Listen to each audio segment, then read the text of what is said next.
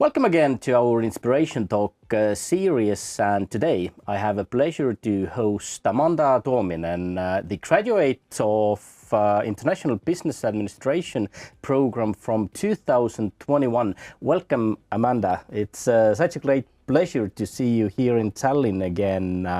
How have you been? It's been a while, 3 years at least.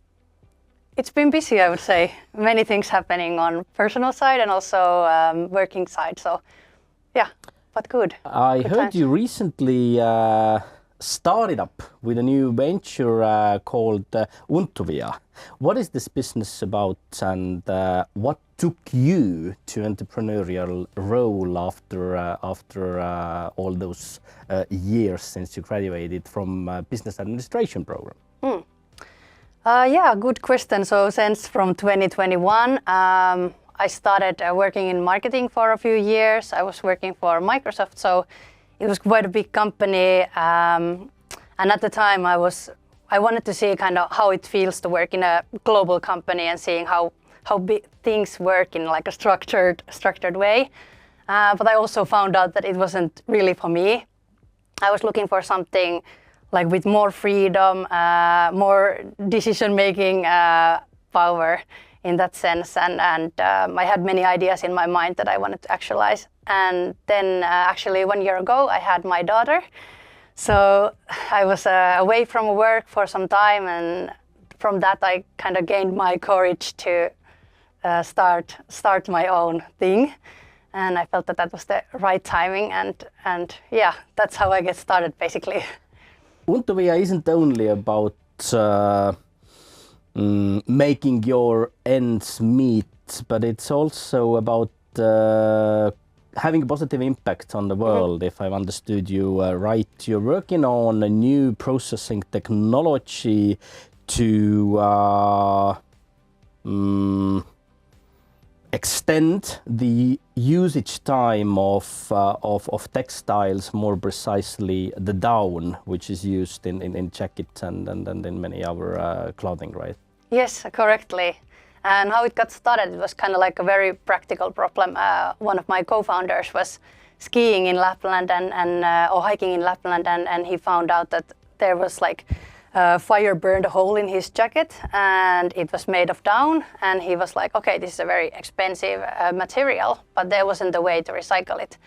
And then we met later in this entrepreneurial program. It was led by this VC investor, Antler. And there we started talking about the problem and kind of looking more into it. And we found out that it's actually a huge problem.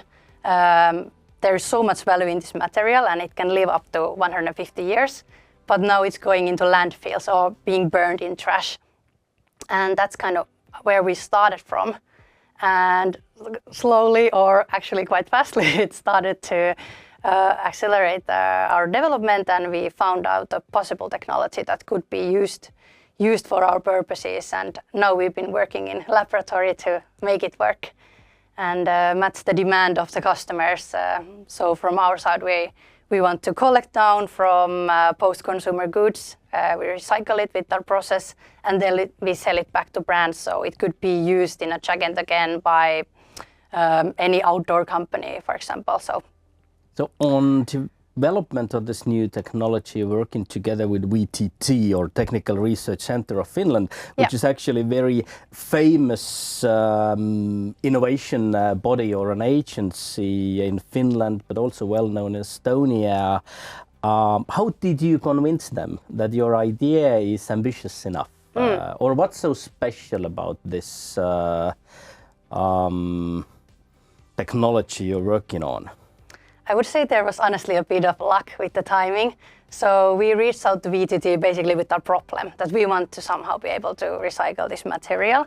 And there was this professor, and he said he's been working with like companies like Spinnova before, and he was like saying that, okay, I might have something in store for you. And it was this supercritical carbon dioxide that hasn't been used before in down or feathers, but it's been used, for example, in wool. So it works for animal proteins and can clean it very well. But no one had before used it for these purposes. So we thought that, okay, let's be the one to try it. And it was really like a gamble. So we convinced the investor that if we make this work, there is demand. And we had talked to many possible customers, and it was clear that there is demand, but somebody needs to find out the way to recycle the material.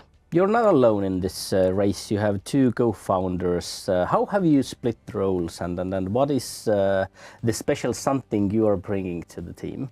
Yeah, so we are quite commercial team. We are a team of 3. Our oldest co-founder has like longer history in media agencies and B2B sales, so he's running as our CEO and has been very good with making the connections with both the sourcing side and the distribution side. Then there's a second person who's more like on the operational side and has background in finances, so he will more focus on how the facilities will actually work and how to make them as efficient as possible.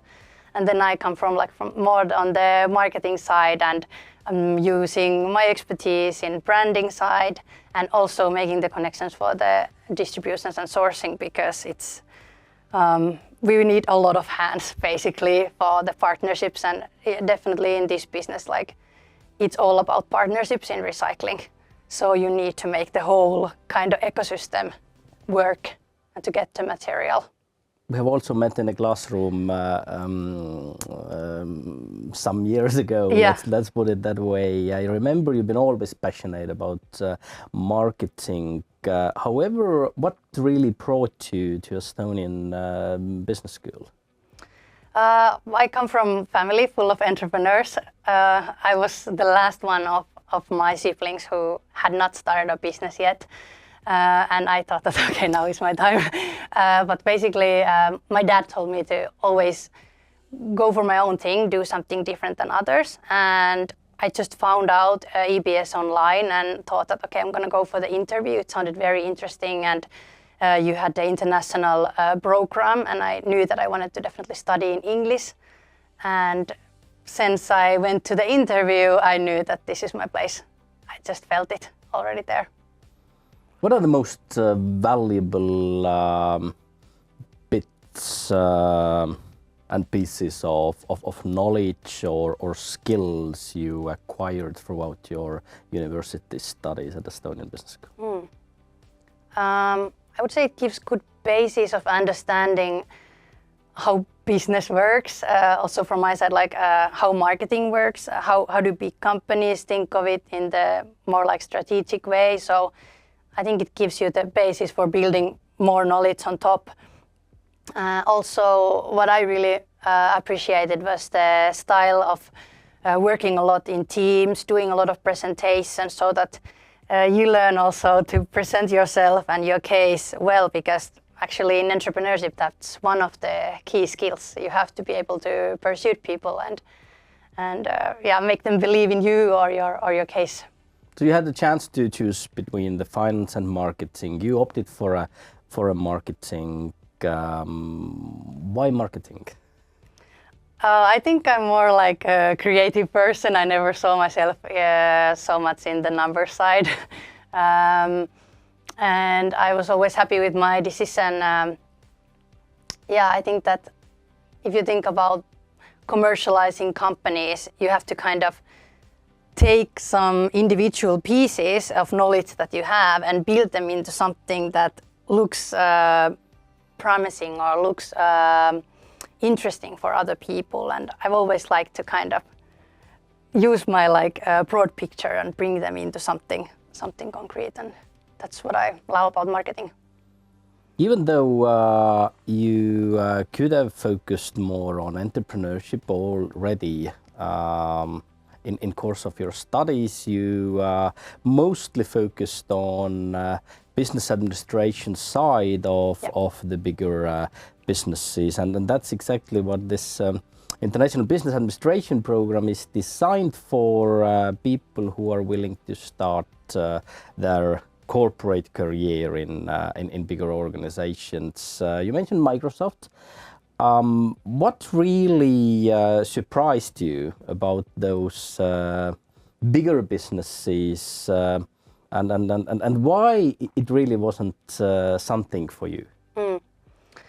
I think if I think back a little bit to my studies, why I focused on more on the business side because I just wasn't brave enough to go into entrepreneurship at the time. I felt like I need kind of external encouragement also, and to see that I'm able to, I don't know, be like a member in the working place, that I bring value and I have expertise, and I wanted to gather that from the corporate side, which I did, but I also feel like I didn't need too much time there.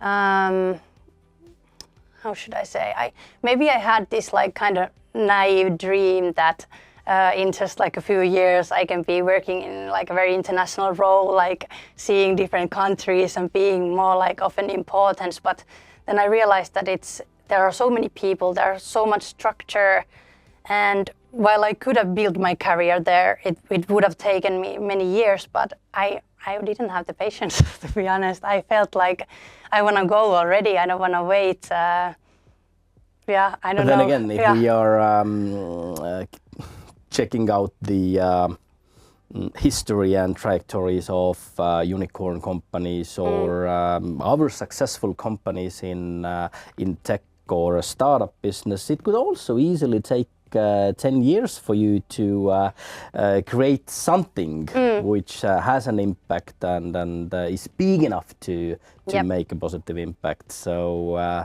isn't it the same now? You need to contribute 5, maybe 10 years of your life building up the business. Yeah, you could say that, but for me personally, I feel like I'm learning so much more all the time. I can contribute more.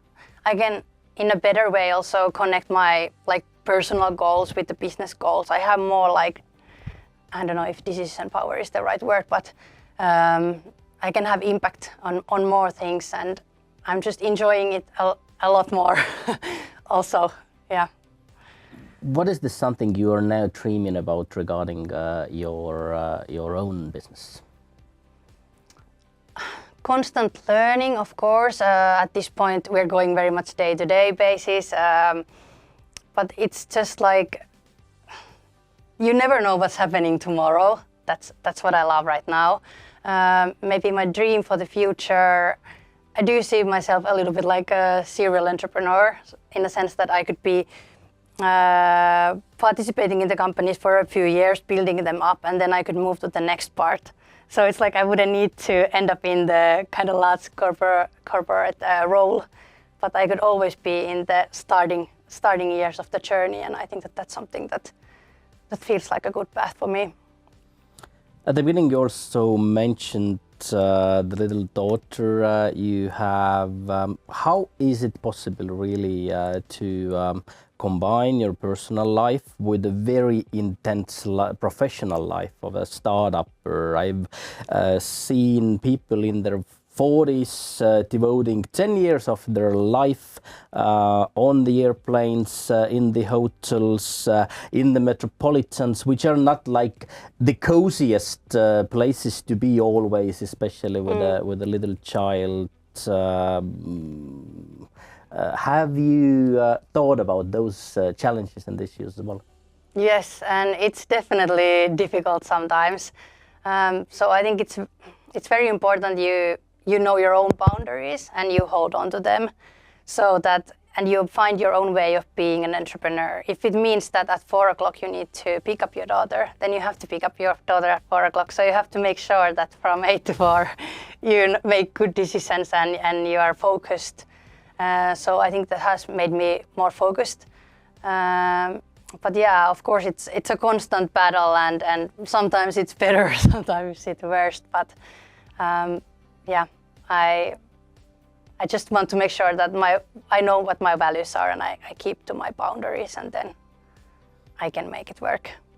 Turning back time, is there anything you are regretting, or anything you would have done more or other way around in your university studies compared to how those years were for you? Yeah, one thing is that I was very focused on kind of building my career in a certain way, you know, kind of like climbing the ladder. But thinking back now, and what I want to say to other students is that you can try entrepreneurship in so many ways already during your studies. You know, you can go volunteer at Latitude or Slush, or you can just make a little side hustle somewhere and join these communities. Like at EBS also has Startup Y Scouts. Just like go talk to them, go to their events. That's what I would do. Get started, because that's where I found my passion, and I think that I could have found it even earlier if I had just started before. So I was limiting my kind of thinking that if you go into entrepreneurship, then you're there, and then you're in that box. But you don't need to put yourself into that box. You can do two things at the same time, and especially during your studies, I think it's the perfect time to try out different things. Thank you so much, Amanda, for joining me here today. I wish you all the best with your business and sincerely hope you're able to make your dreams come true. For all the followers, stay tuned. There are new interviews coming soon. We're done for today. Bye. Bye.